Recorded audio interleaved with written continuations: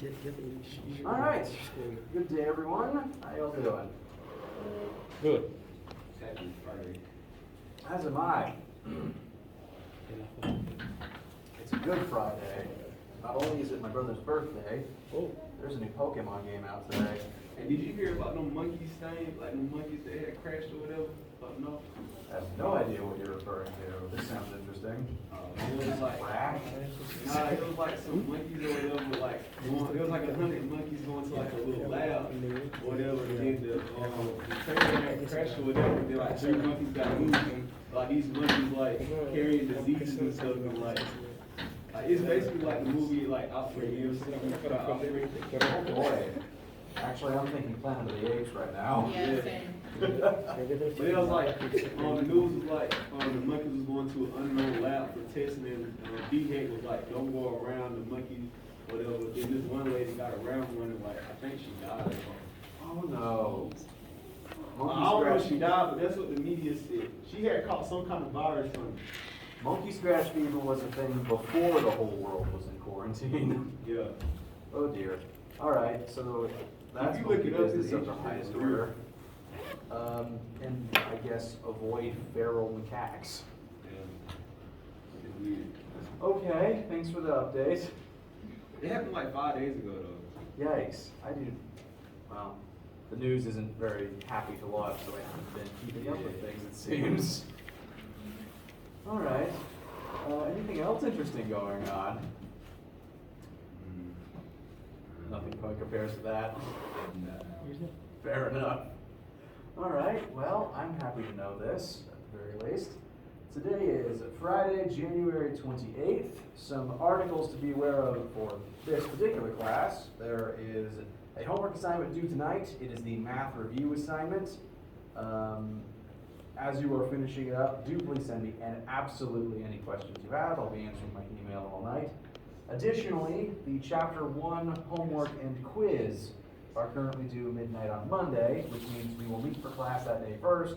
You'll be able to ask questions and then send me emails all day before it is done. Sorry, before it is due, excuse me.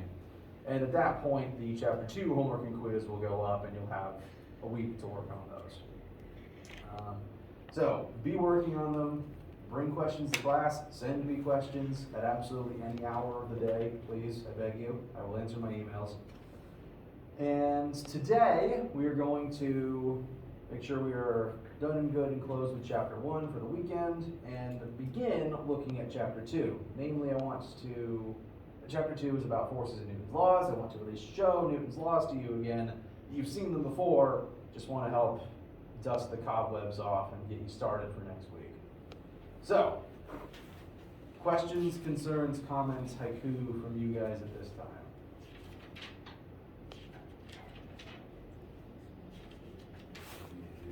All right. Anything specific about the homework that is due tonight? It's largely the same basic review stuff as from the lab from last week. Anything on your minds right now?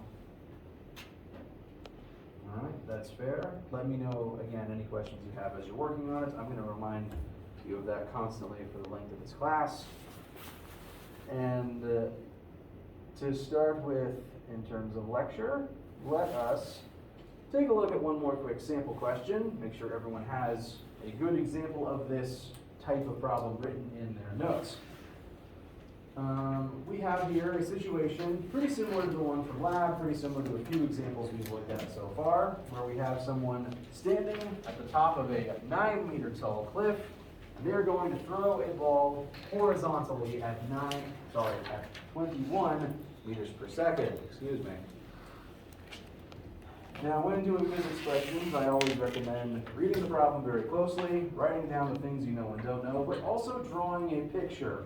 Because if one is not provided, one will probably be helpful to you in making sure you have your frame of reference set up and you can put all the correct variables where they go into your little visual puzzle box. So, I've drawn a quick little diagram. This is basically how I always draw cliffs. We have the cliff itself here. It's just a steep drop straight from the top down into a basin. Cliff is 9 meters tall. Someone at the top of said cliff is throwing a baseball only horizontally. Do note that. The ball is being launched specifically this way. And as you've witnessed before with every single thrown object in your life, the trajectory that it will take, the shape of the actual path, is a shape mathematicians refer to as a parabola. It'll be moving forwards and down at the same time. And we're going to answer a few questions about what is happening to this particular object during this process. So, let us begin listing the things that we know and don't know. And at the same time, I want to go ahead and address this first little sub-question here. What is the acceleration of the ball in each axis? Now, there's a term that I might not have defined out loud for you guys yet, and that term is projectile. And this type of a question is what I call a projectile motion question, because the ball is a projectile and we're examining its motion. The definition of a projectile is any object in free fall. If it is technically falling, it counts as a projectile. And the state of falling isn't just falling straight down, it can also include things that have been thrown, launched, etc. As long as it's not flying, gliding, or held up by a rope, it's technically falling. Even if it looks like it's going upwards, it's still falling. Markers one of these days. So, since this ball is a projectile, it has no propulsion system, it's not a glider, it's not a rocket, it's just in free fall. The second it leaves the pitcher's hand, we automatically know its acceleration in both the y-axis and the x-axis. I'm listing our two different dimensions separately. In the y-axis, its acceleration is going to be negative 9.8 meters per second squared because it is falling, which means it's going to be accelerating downwards at this rate because of gravity. That's automatically going to be the acceleration of every falling object. In the vertical axis, you only fall down, you don't fall sideways. So, the x acceleration is 0 meters per second squared. If you are falling, you are only falling down. You get faster and faster downwards, but you don't get faster and faster sideways. The fact you are speeding towards the base of this canyon doesn't actually affect this horizontal launch velocity at all. As this ball continues to move forwards, it will continue to move at 21 meters per second the entire time until something stops it. So its x acceleration is 0, despite the fact that its y acceleration is not. We automatically know those things because it's a projectile in free fall. Questions so far?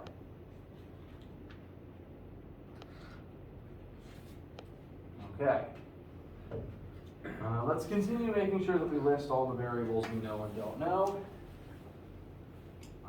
We were told the cliff's starting height to be 9 meters, so I'm going to list that as y initial position, 9 meters up.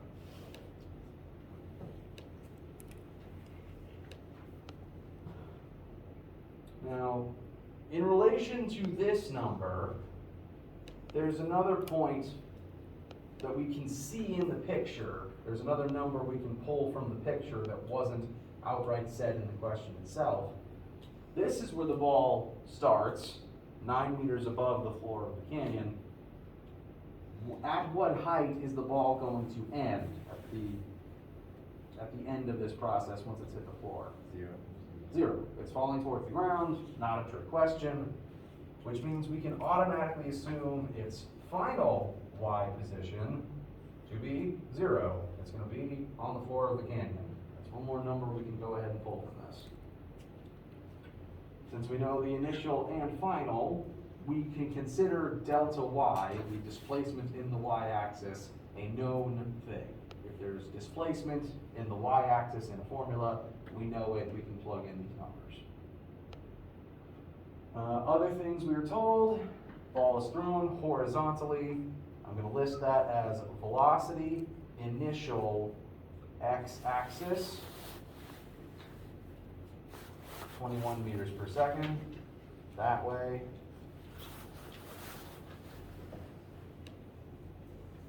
And there's another number that we can infer from knowing this and looking at the way the question describes to us.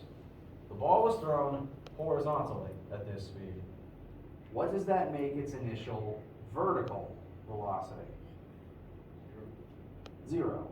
It wasn't thrown up or down. It didn't initially have one until it started falling.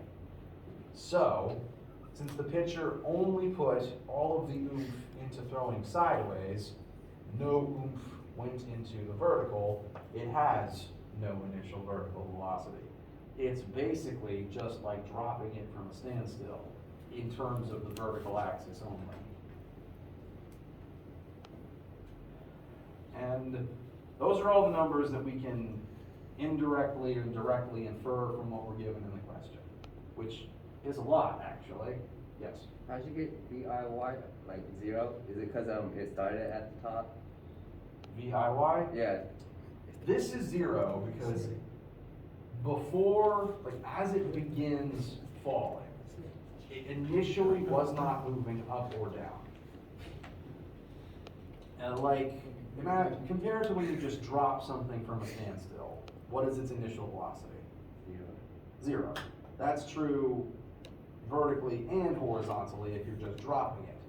If I throw it sideways, it now does have an initial x velocity, but if I'm only throwing sideways, that didn't add anything to the vertical axis. Which is why, if I drop the red marker and flick the blue marker sideways, since that sideways motion doesn't affect the vertical axis, they would still hit the floor at the same time. The initial y velocity is the same for both, so that's still 0. Does that help? Yeah. All right, very good.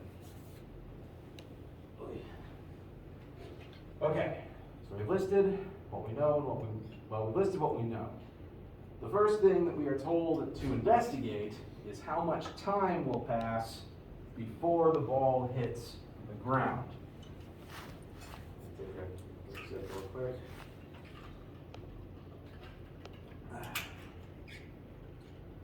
Now, pardon me. This concept has a name, and it's one you've heard before, maybe in relation to surfing. What we're looking for here is called hang time. This is the time something is in the air before it hits the ground. And we have a lot of numbers that can help us find it, but they're spread across 2 different axes. We have some x numbers and some y numbers. Between the 2 axes present, which of the 2 is most likely to help us in figuring out hang time?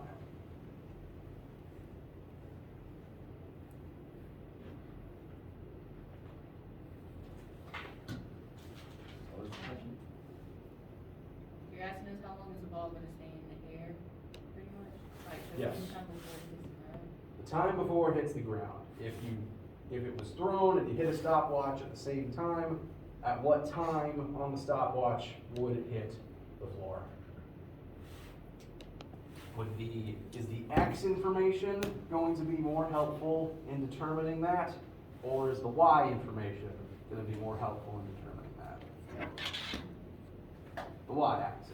Again, not a trick question. In general, across the board, Y-axis information always determines hang time. If you want something to be in the air longer, you either need to drop it from higher up or throw it upwards. Again, the speed at which you launch something horizontal doesn't keep it in the air any longer. It has no effect on the vertical axis unless you start flying, in which case you're not falling anymore. So, this is 2-dimensional motion. We're going to examine each dimension separately. Specifically, the y-axis information is going to be what tells us our hang time. Y-axis will always determine hang time. I'm going to put a little red stripe next to all the y information that will help us here, and I will put all of my y-axis work in red ink.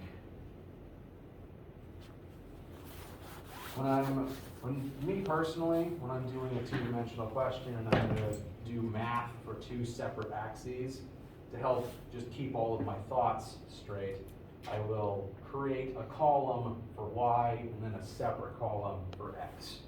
So this is the start of our y column. In that y column, we know acceleration, we know delta y, we know where the ball starts and where it ends up, and we know its initial y velocity. And the thing that we want to find is time.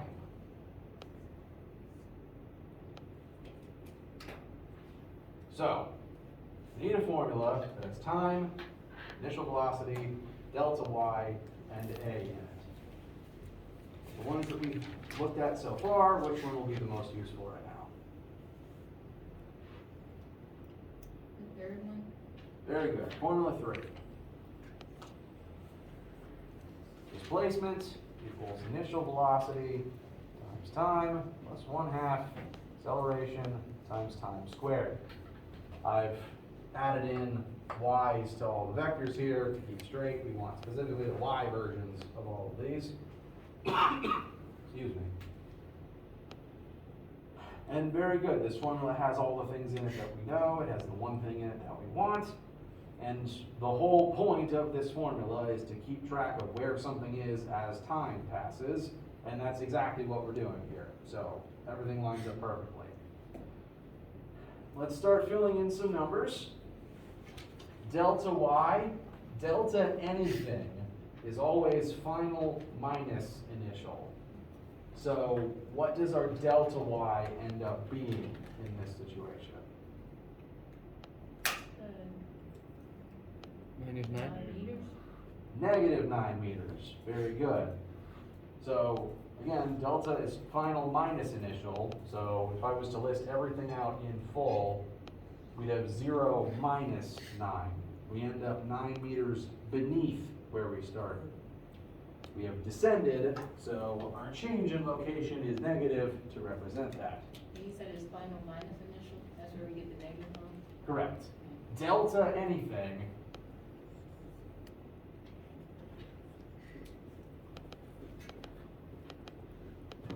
is always final minus initial.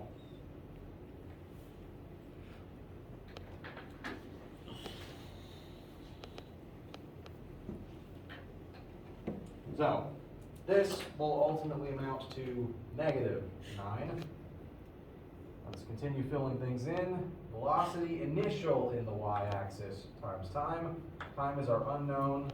We do have something for VIY though, and that's actually a 0. So 0 times t. This will vanish in a minute for obvious reasons, but I'm leaving it in to show you something before that happens. So continuing, plus 1/2 times our acceleration, negative 9.8 times t squared.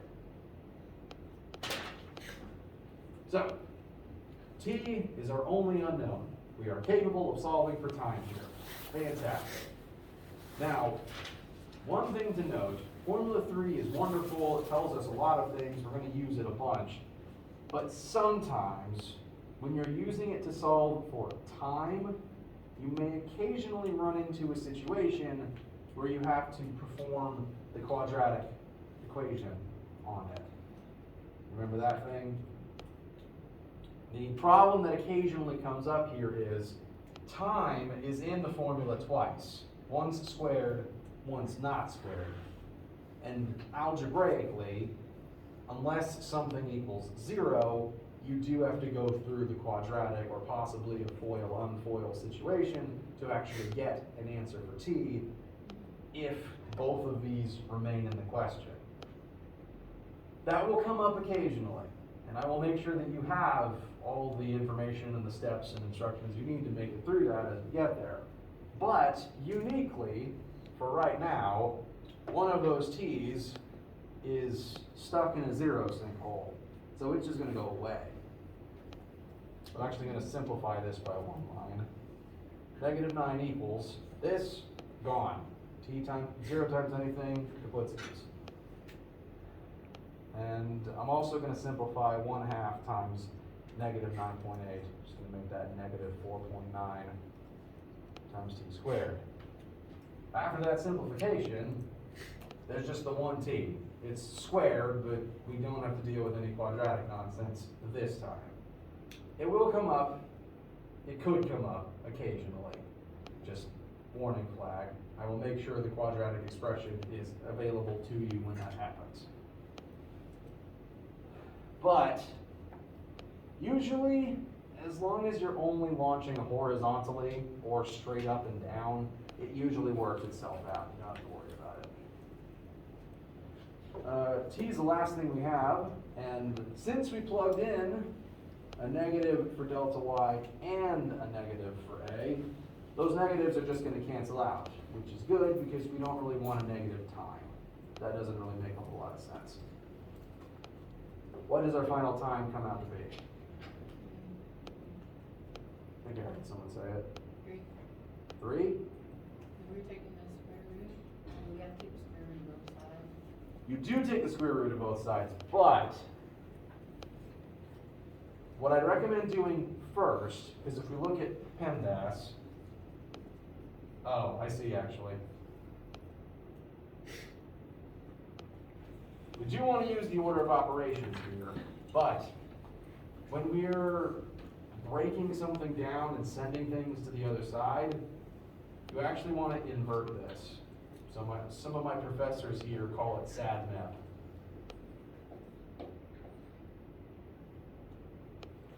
To get t squared by itself, you want to go through these in reverse order.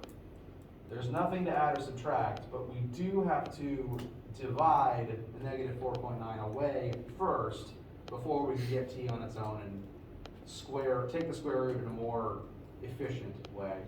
Because if we took the square root of both sides right now, both sides are still negative, and then your calculator will yell at you, which isn't fun for anybody.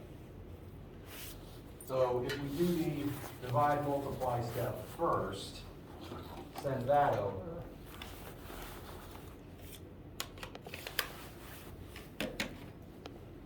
Then that'll cancel the entire negative 4.9 on the right. The right is now positive, no issues taking the square root. On the left, we now have negative 9 divided by negative 4.9. This is a weird fraction, but the negatives will cancel out. So now the left is positive, and now that won't be a problem when we eventually take the square root. Questions so far? Okay. So ultimately, our time is going to be the square root of 9 over 4.9. I would like to make sure that everyone is able to use their calculators to arrive at the same place, but to go ahead and inform you of what the number you should be getting is, I've got positive 1.355 seconds. Yes?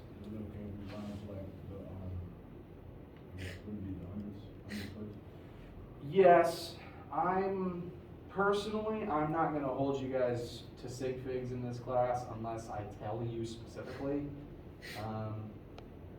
And usually, if I'm not specifically counting sig figs, I tend, just out of habit, to round to the hundredths place. That's not a good rule. Officially in physics, we should count the sig figs, but that's a headache that I don't feel is important for this class. So, yeah, I could see just listing this as 1.36, and you wouldn't really lose any accuracy there. My brain just remembered this number from the last time I calculated it. That's the way it's currently written. So that's the only reason I did it that way.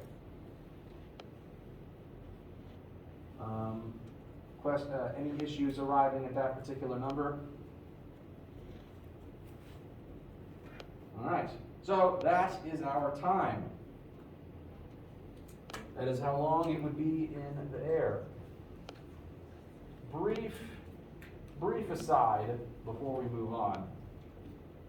1 second is a pretty long time for something to fall, actually. Because just dropping something from human height, that's not even a full second. It's like half a second. Within 1 1/3 seconds, this thing fell 9 meters, which is a 3-story building. So that's a long distance to fall, and that's a long time to be in the air. So it's worth keeping in mind as a frame of reference. Second thing, we now know the time, and now we're tasked with determining how far away from the base of the cliff the ball will hit the ground. So we want to now know, to be more specific, delta x. We want to know the change in the x position of the ball from start to finish. So this is now what we're after.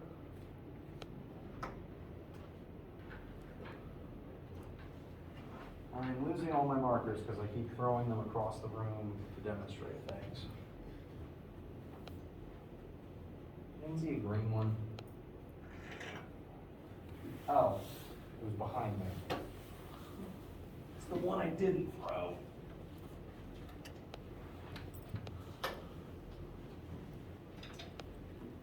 Since we're now looking at the x-axis, we specifically want to use x variables. So I'm going to do all the x stuff in green. We know x acceleration, we know the initial x velocity. We want delta x. So we're after this, we need a formula that has this, a, and initial velocity in it.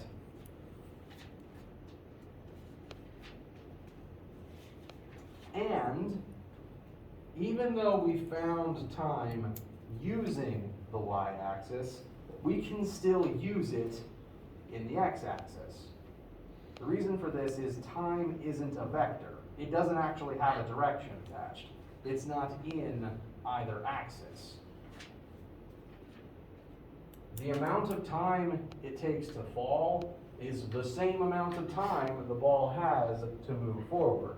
So time is axisless. It doesn't matter which axis you use it in. As long as you have the right number, you can use it anywhere. So if the formula has a t in it, great. We can use this number, no problem. This is one more thing that we have that we can use in the formula. Time works in the x and the y simultaneously. It doesn't care. So t, velocity initial, a, times delta x. What formulas, there's possibly more than one, can get us this last piece of information we're after? If it weren't in, For the first one, could we not use that one because there is acceleration We can use it because there is not acceleration in the x-axis? in the x-axis. Okay. So, very good. I'm going to reiterate the fact you just mentioned. This is formula number 1 from our Fantastic Four formula sheet. And I can't write T's correctly today. My apologies. This is formula 1. And we don't use this one often because I told you there's a big old asterisk next to it. This only works when you're not accelerating. But we're not accelerating in the x-axis. So this actually will work for our x variables right now. Additionally, just to point it out, formula 3 would also work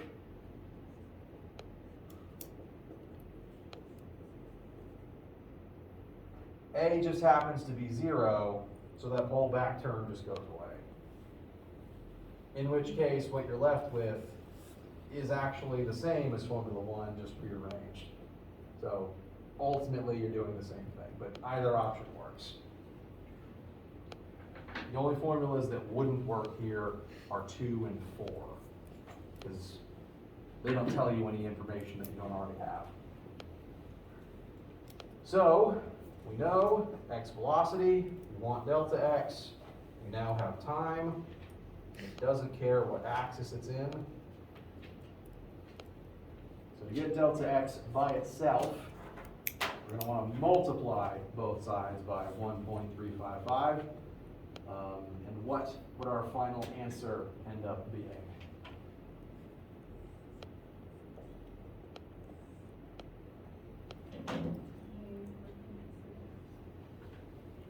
Very good. I'm going to round that to 28.4, I think. Correct? Is that what you said? Yeah. Someone said. I apologize. It's harder to tell where sounds are coming from right now. I am very sorry. I don't have good ears to begin with, frankly. It's very inconvenient for me. Under 6? Ah, yes, thank you. I was misremembering something from the other lecture. Thank you very much. You said 6 and I wrote 5. Why have I done that? Thank you very much. Does anyone disagree with 28.6? Wait, how you get 28%? I got 28.4.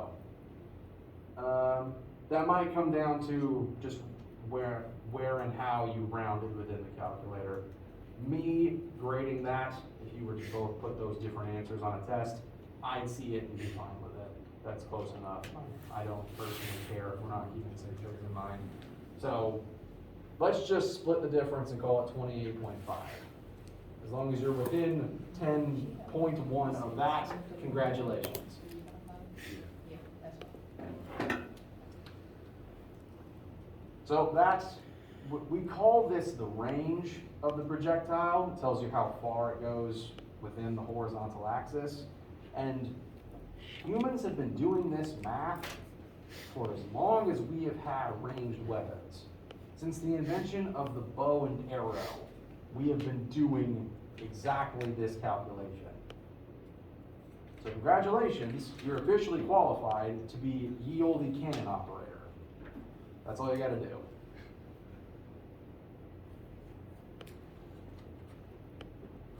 So with many problems, usually it'll give us, like how it gave us the 9 meters tall and the 21 meters second, we really just have to find the opposite. Like, we'll get the initial, sometimes we'll get the initial, so we can automatically assume that the final is gonna be 0 if it doesn't give it to us, and then the opposite for the other one, like how we already had y for 1, x for 1, you know what I mean? Generally, I might be mishearing your question.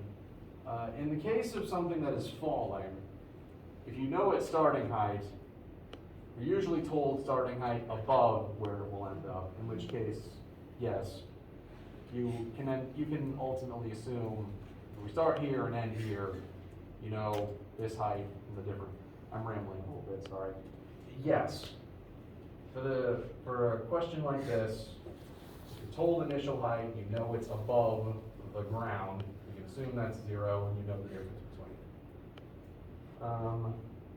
And similarly, we kind of assumed our starting x position was 0, and we found the difference from there. The main thing to assume, though, as long as it's a projectile, is these two numbers. As long as it's a projectile, these are the numbers that you're going to have to pull up and make sure that you have written down, because this is the whole crux centerpiece of a projectile motion. This object is technically falling question. Does that make sense? Okay. Yes. How do you find the height of like an object above? Like one of those questions, if the ball fall off, but you were looking out the window, you have to find the height from the top of the window? Yes, so that's a chapter 1 homework question. Let me see if I can actually pull that up on screen to show people.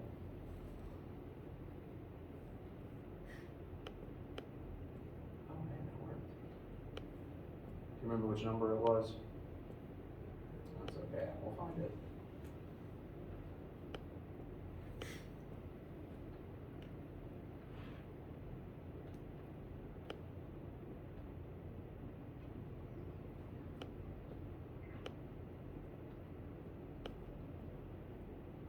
All right, so this is one of the chapter 1 homework questions, and I'm glad you asked about this because,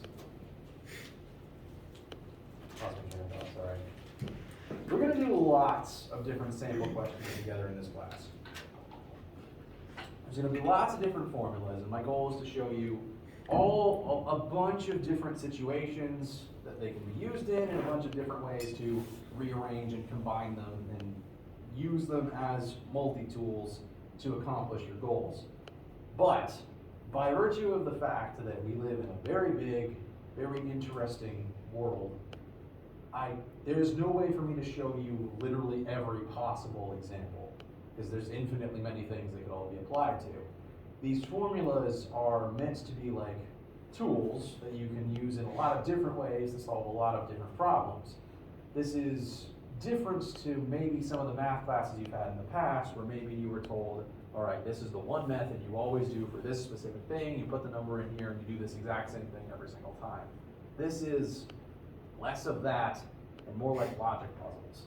So sometimes the questions might seem kind of strange and kind of different, but everything you need to be able to do this one is the same formulas and the same internal logic as the question we just did. You just have to, well, the goal is what, sometimes it just takes a little time to step back, look at it, think about what's physically happening, and compare it to things you've seen in the past. So for this specific question, ball is dropped from an upper floor, some unknown distance above an apartment. As Tom looks out of his own window, that window is 1.4 meters tall. Tom observes that it takes the ball 0.10 seconds to traverse the length of that window. And we're asked how high above that window the ball needed to start in order to be fast enough to cover the length of Tom's window in this amount of time. So, kind of a weird setup, admittedly, but it involves all the same pieces that we've been working with. We have a falling object that's getting faster as it goes down. It's going to fall some distance and speed up over time. So let's see how many things we already know here. And pictures always help. So this is going to be Tom's window. Tom's window is 1.4 meters tall. And the ball would have had to start. I'm on fire this week. That's 3 for 3. The ball would have had to start somewhere higher. It was dropped from higher up and it eventually passes the window. So this 1.4 is part of a larger fall distance. And the numbers that you see in your homework might vary. This is just the one that's currently in this version for example. So we know it's falling, and because it's falling, we can automatically assume y acceleration is negative 9.8 meters per second squared. It's going to fall ultimately some distance. So we know that there is a delta y involved. Now what we're told is it takes the ball 0.110 seconds to cover the 1.4 meters of Tom's window. So we know that in that specific amount of time,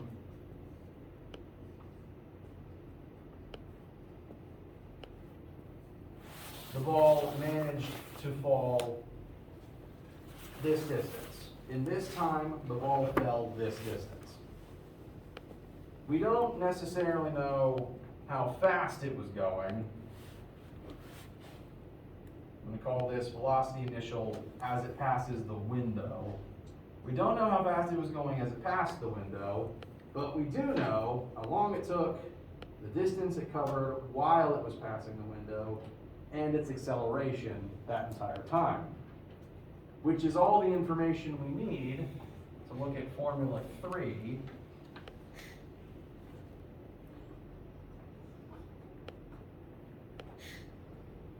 We know length of window, we know time, we know acceleration. We could use this to find out how fast it was moving at the start of the window. its speed the minute it begins passing Tom's window. And once we know that velocity, that's the velocity it would have been moving at here after it had fallen the distance leading up to Tom's window. So if we find this velocity, the velocity at the top of Tom's window, that would be the velocity at the bottom of this height that it accelerated from. What is that representing? The H?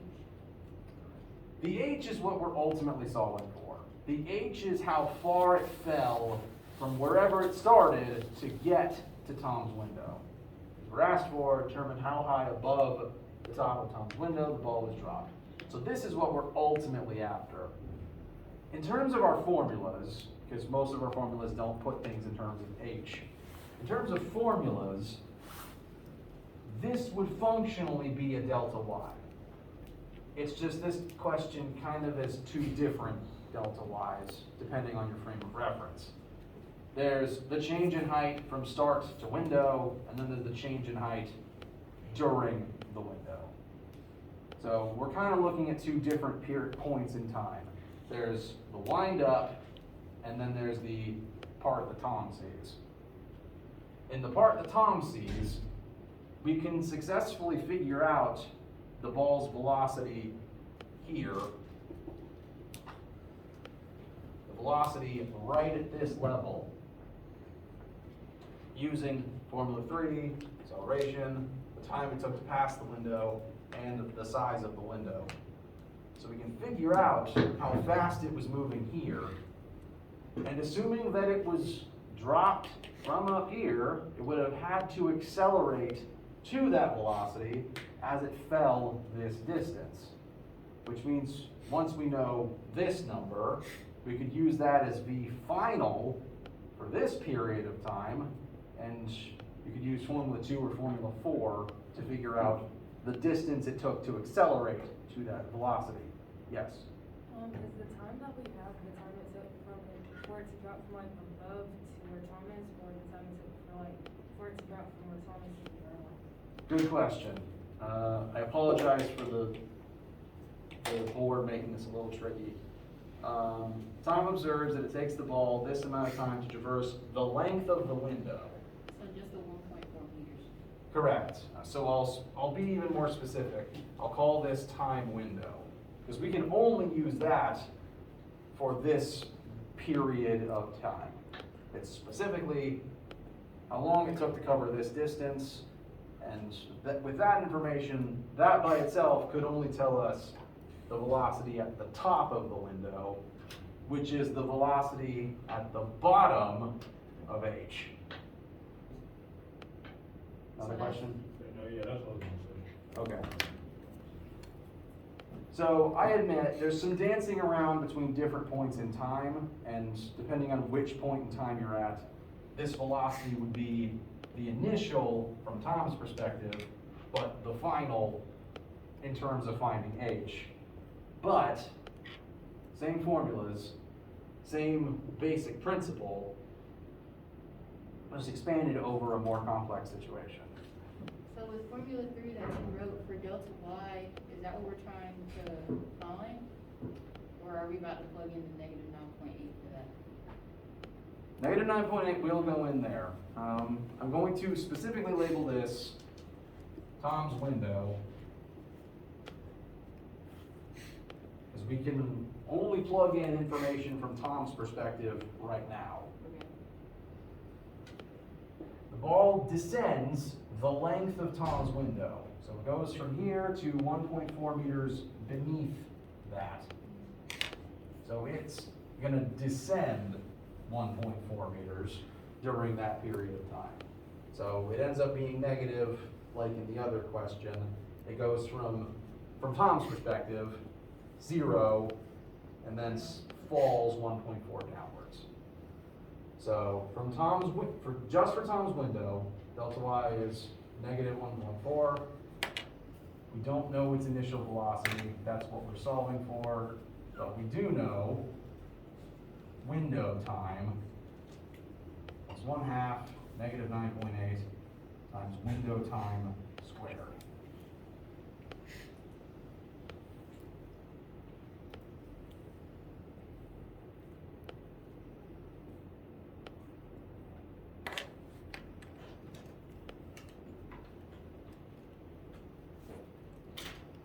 Now, VI, which the velocity at the top of the window, is now the one thing left. We can use our algebra to solve for it. And I know that ultimately all the negatives are going to work their way out. Actually, no. If you get a negative velocity, that makes sense. The ball's falling downwards. That's actually the goal. Negative answer makes perfect sense. In fact, yeah, I'd expect a negative velocity out of this one. That makes total sense. That final, I guess, right now it's in the space of initial, because from Tom's perspective, it's the initial speed at the top of his window. But from the perspective of whoever started this whole mess, that is now the final velocity as it falls a distance of h. So treat Tom's window as one part of this question. That part is done when we find the window, which, using these numbers, my calculator's in my office, and my phone is my backup calculator, so I'm not equipped to find this number at this exact moment in time. I can help you guys out once I end the recording. The second part, once you have that number, is actually finding h. And for that moment in time, for that interval of time, I'm going to actually recommend you look at Formula 2 for simplicity's sake. Because as the ball falls from its initial height down to Tom's window, it's going to accelerate from an initial speed of 0, it's dropped, to a final speed of whatever it was at the top of Tom's window. Oh wait, we don't know time. Never mind. I was wrong. Formula 2 is not what we want. My mistake. That one's on me. Let's actually instead look at Formula 4.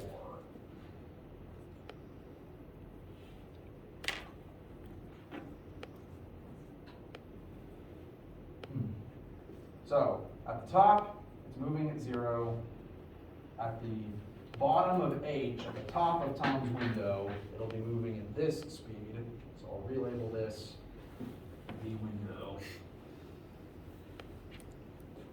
And it's accelerating negative 9.8 as it falls a distance h. So v window is the number you get from here.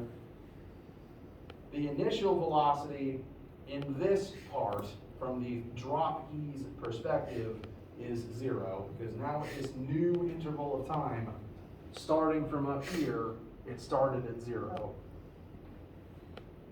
Negative 9.8 goes in for A, and delta H is what you solve for.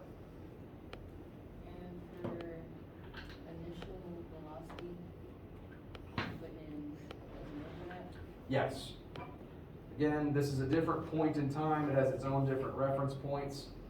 So for this interval, initial velocity is 0, because from the perspective of whoever started this whole mess, they dropped it from rest. Okay. And then V is what we just solved for with Formula 3. Correct. From Tom's perspective, we solved for the velocity at the top of the window, which is at the end of delta H. I ended up doing that math and I got negative 12.19. Was that something about close or? Yes, negative distance makes sense. It did fall. I can double check what this version would give me once I retrieve my phone calculator. And I'm very glad you asked about that one. This is probably one of the trickier ones on the homework itself. I'm glad it was asked about.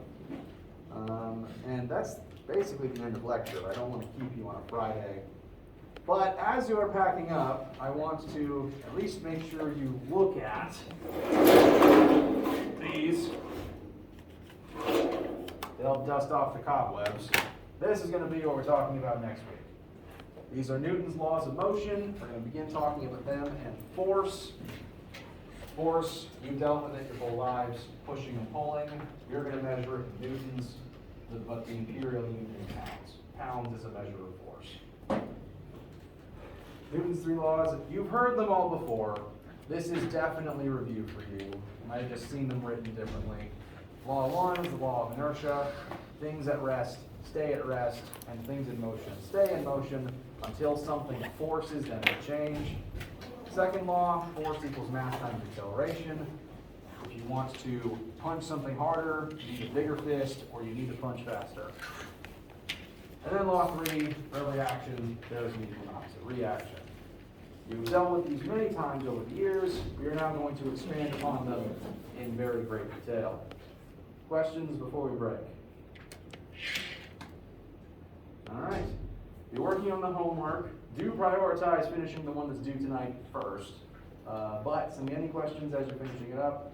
And bring questions for Chapter 1 homework and quiz to Monday. And I'm rambling. Don't let that stop you from leaving. Have a wonderful weekend. If you do want to stick around for me to finish working out